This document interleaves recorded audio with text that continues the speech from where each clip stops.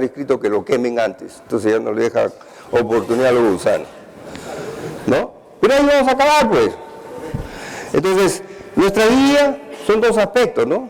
Por un lado está todo lo que es materia, y por otro lado lo que no es materia, que le hemos llamado alma, espíritu, lo que sea. Entonces, nos piden, tenemos nuestro código deontológico del CIP. Esos son los lineamientos para el desarrollo de ingeniería. Entonces, el primer concepto que nunca debemos olvidar, que antes es el código de ética, que era el artículo 1, que siempre lo repito, y que ahora es el artículo 5, dice, somos una profesión para buscar el bienestar del ser humano, ¿no? Cuidando los recursos. Entonces, hace 50 años no pensábamos en el medio ambiente. Ahora el presidente ha salido hablando de cambio climático. Hay que dar billete para el cambio climático, ¿ok? Porque lo estamos viviendo, pues. Hace 2 días fue la primavera, pero no hay primavera todavía, pues. Entonces, ¿tenemos un cambio climático? Sí, pero si no mides, no puedes controlar, y si no controlas, no puedes mejorar. Entonces necesitamos que haya más recursos para Senami, necesitamos más recursos para el Instituto del Mar, ¿no?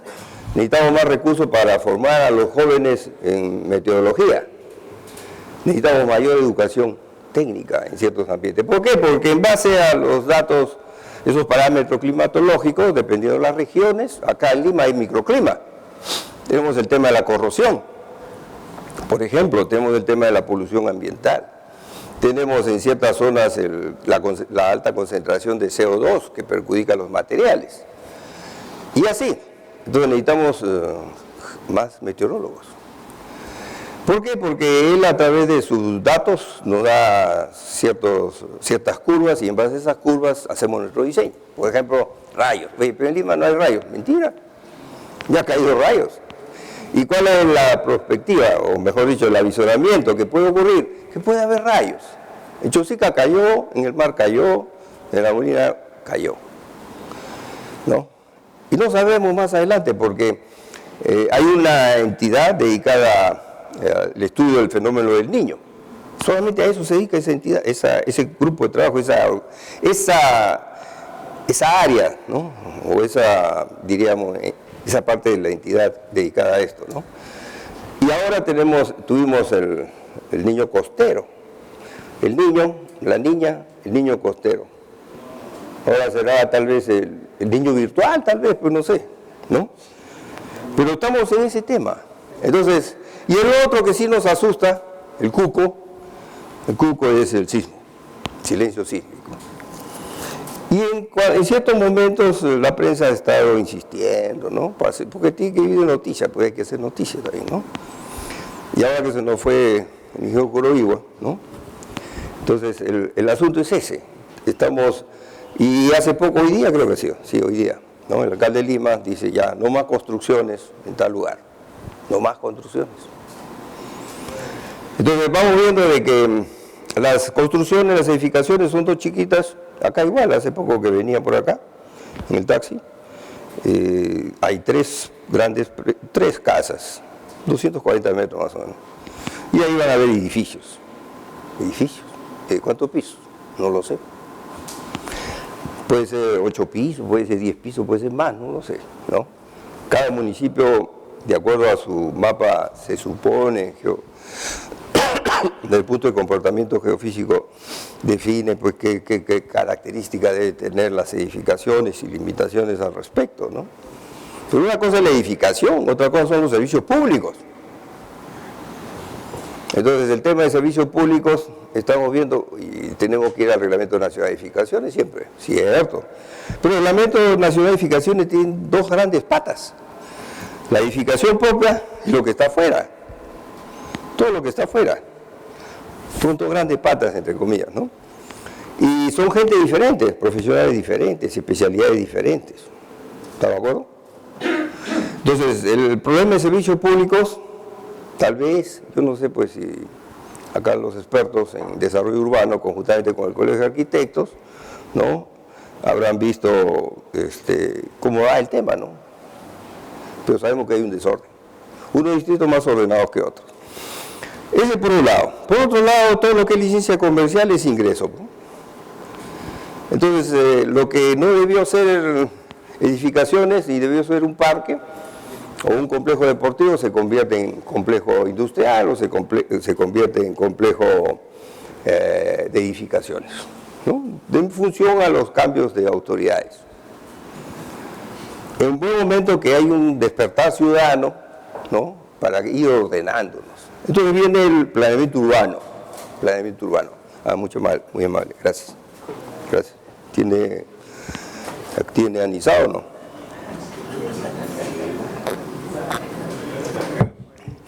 Para calentar los huesos, pues, las articulaciones.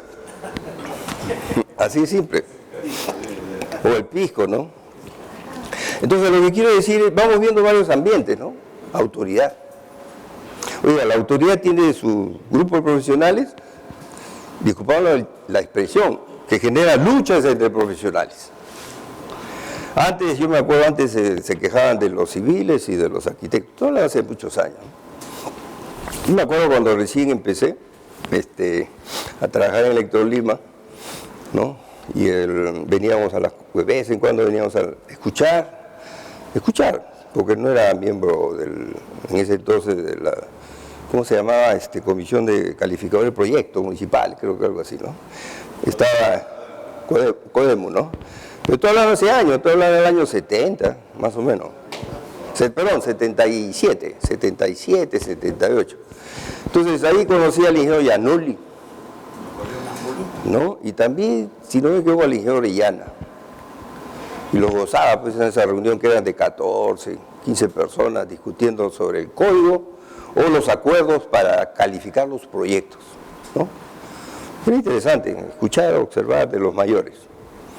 Porque hay que aprender de los mayores, pues, ¿no? Y hay un librito que justo lo ha hecho el ingeniero Gallegos, creo que es civil, lo financió la UPC, se llama Ética de Ingeniería. Y ahí él hablaba de que antes era así, ¿no? Uno salía de la universidad, tenía su título, tenía que estar bajo el mando, entre comillas, de un ingeniero que tenía campo, muchos años. Y él le decía en algún momento, ya puedes trabajar solo, ya tienes alas para trabajar, ¿no? Alas para volar solo.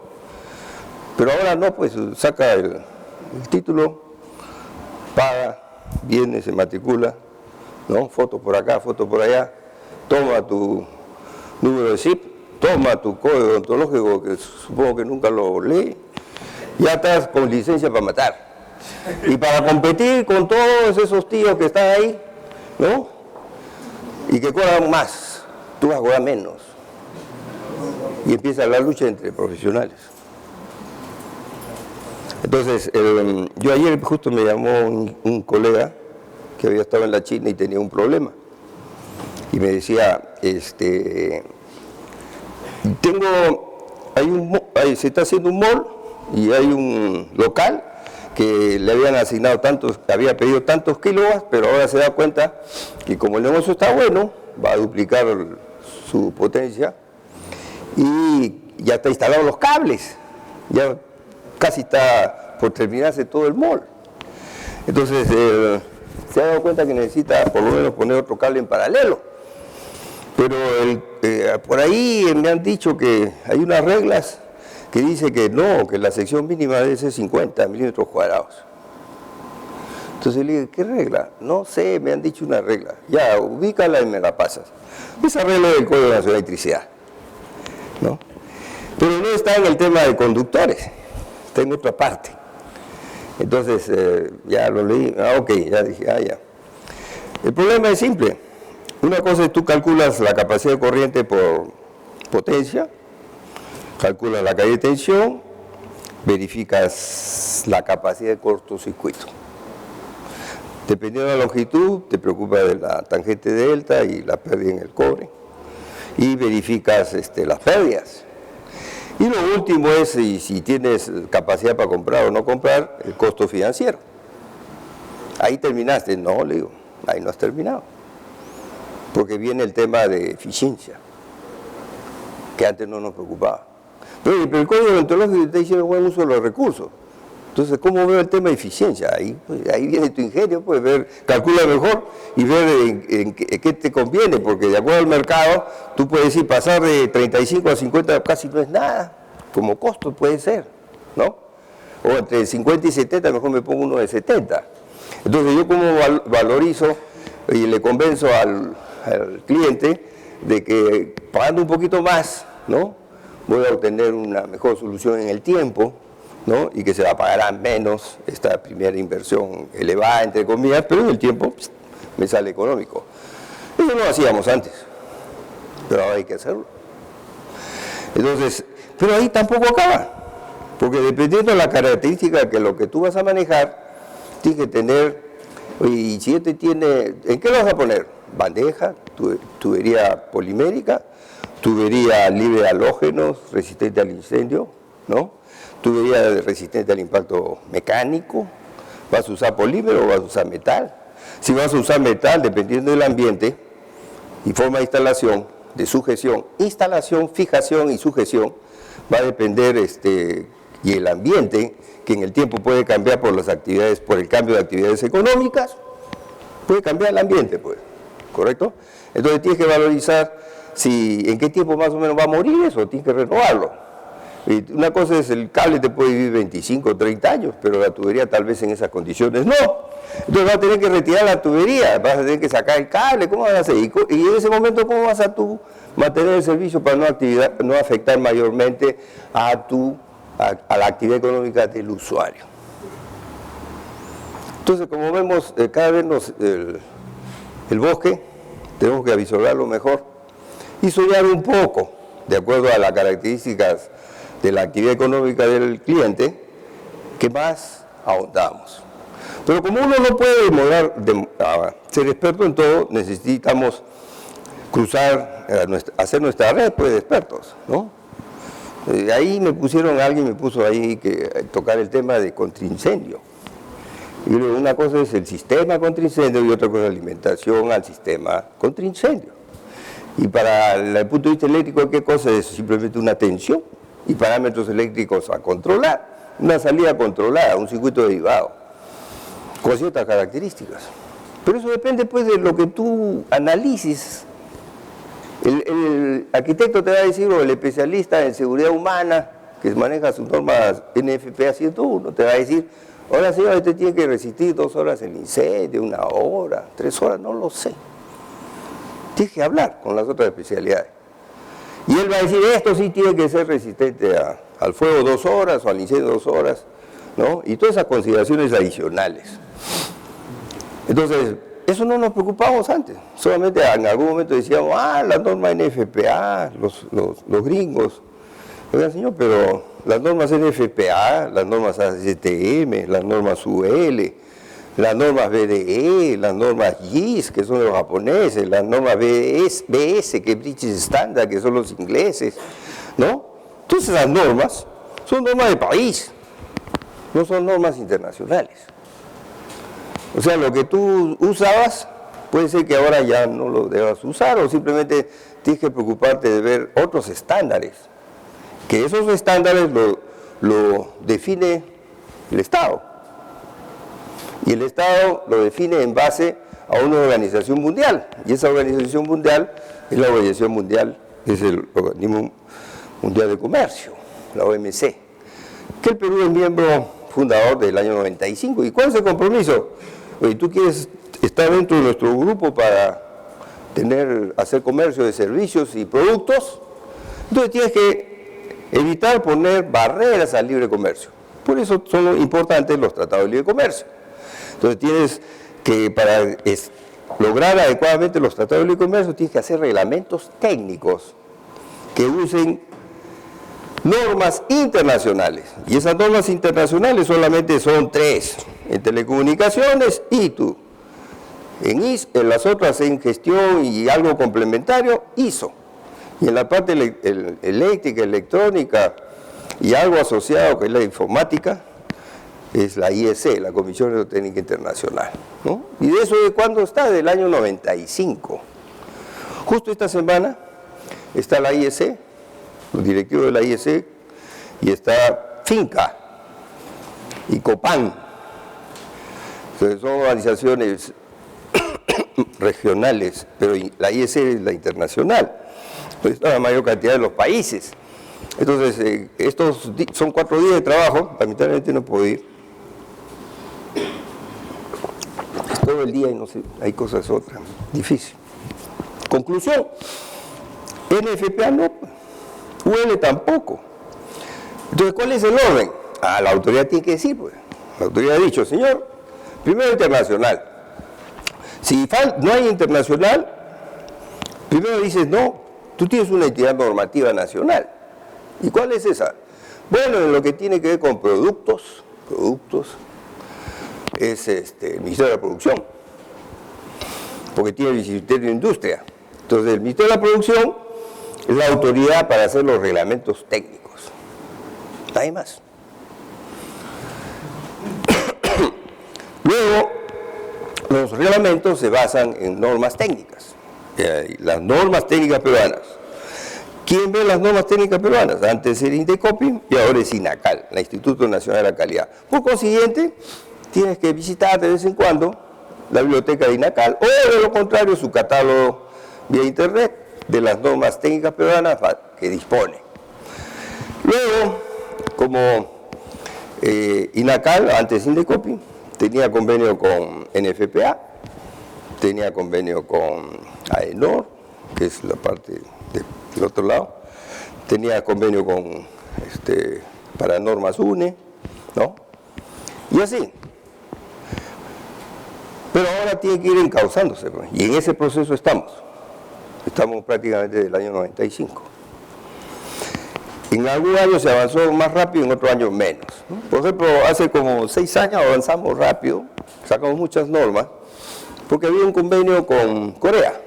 Y Corea dijo, ok, para que yo tengo interés que ustedes tengan un laboratorio para poder hacer los ensayos de los productos que se comercializan, sea de procedencia extranjera o sea de fabricación local. Se trabajó un año. Los coreanos pusieron un funcionario de alto nivel, un ingeniero de alto nivel, ¿no? Casi 2 años completos, 2 años. ¿Cuándo fue la última vez que lo vimos? Cuando hubo esta amenaza de la guerra de Corea del Norte, de Corea del Norte con Corea del Sur. Entonces ahí sí todos dijeron, nos vamos, y se fueron, pues. Y ahí, pero en el camino de estos, más o menos ha sido 3 años de gestión, se hizo más de 50 normas referentes a electrodomésticos. ¿Y por qué hablo de esto? Porque al final es un tomacorriente. Y ese tomacorriente lo que me interesa es el tipo de tomacorriente y cantidad de tomacorrientes. Y los circuitos derivados. Y subo y tengo el alimentador. Y subo y tengo la cometida. Y tengo la potencia contratada. ¿No? Y luego veo si los criterios de diseño son suficientes. Entonces puedo diseñar por carga o puedo diseñar por metro cuadrado, que no sé nada.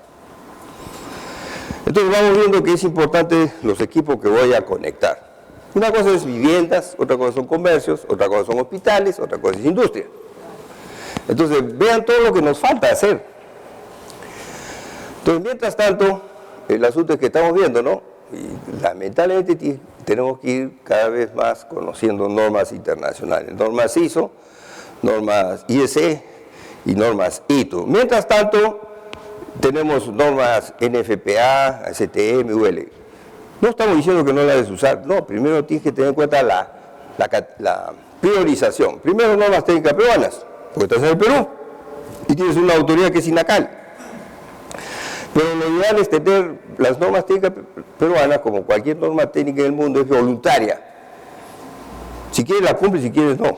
Pero la autoridad competente en determinado ámbito puede decir, estas normas técnicas peruanas, mientras no haya reglamentos, son obligatorias y se acabó. ¿Por qué? Porque el tema es seguridad y el tema también es salud. ¿Y por qué me preocupo de seguridad y salud? Porque son los seres vivos que van a interrelacionar con tu instalación. No es el hombre. Recuerden que hay una ley de género, es el ser humano. ¿Ok? Al tomacorriente que va a conectar el equipo, tengo que tener en cuenta la ley de género. Oye, pero también el tomacorriente, ¿quién lo va a usar? El perrito, pues. el chismoso, el que siempre tiene cuando está sano tiene la nariz húmeda, cuando está enfermo tiene su nariz seca. Y como si es, dependiendo de su edad, si es cachorro está frito. Lo primero que pierde son sus zapatos. Pero se puede electrocutar, porque él tiene que marcar su territorio. Entonces siempre huele. Y tiene que poner su marca, pues. Esto es mío, o es mi punto de referencia, ¿no? Si sale a la calle. Entonces se puede electrocutar. Entonces el Código Nacional de Electricidad claramente nos llama la atención, ¿no? Seguridad. No solamente el ser humano, los animales domésticos. ¿Y por qué? La vaquita, pues, el pollito, el pavo, el cuy, el conejo. ¿Qué va a usar la granja o el corral? Luz. Se puede electrocutar. Luz. Necesita instalación eléctrica. Entonces, vamos observando de que el código es poderoso en ese sentido, porque dicen, no señor, es la vida que está a cargo tuyo por haber hecho instalaciones eléctricas. ¿Pero qué más? Dice, protección del medio ambiente, protección de la infraestructura, porque en noviembre siempre hay incendios, noviembre, en diciembre y parte de enero, porque hay que eliminar las ¿cómo se llama? No dejar señales, no dejar muestras, no dejar pruebas, hay que quemarlas, cortocircuito. Gracias a los electricistas, un cortocircuito. Y se acabó el problema, cortocircuito. Y pido fuerza mayor y qué sé yo, ¿no? Entonces ahí viene la parte de, oiga señor, desde el punto de vista administrativo, ¿cumplió nuestras reglas o no? Sanción, si es que procede. Oiga señor, afectó a otros. Parte civil. Oiga señor, usted fue más allá, porque ha habido fallas claras, por eso he tenido un informe de un tercero especialista, o de control interno, de Contraloría, depende pues, de dónde esté. Conclusión, pacto penal. Y otra vez el video, ¿se acuerda el video? ¿No? Entonces, hemos visto así rápido. Ahora viene el otro tema, el usuario.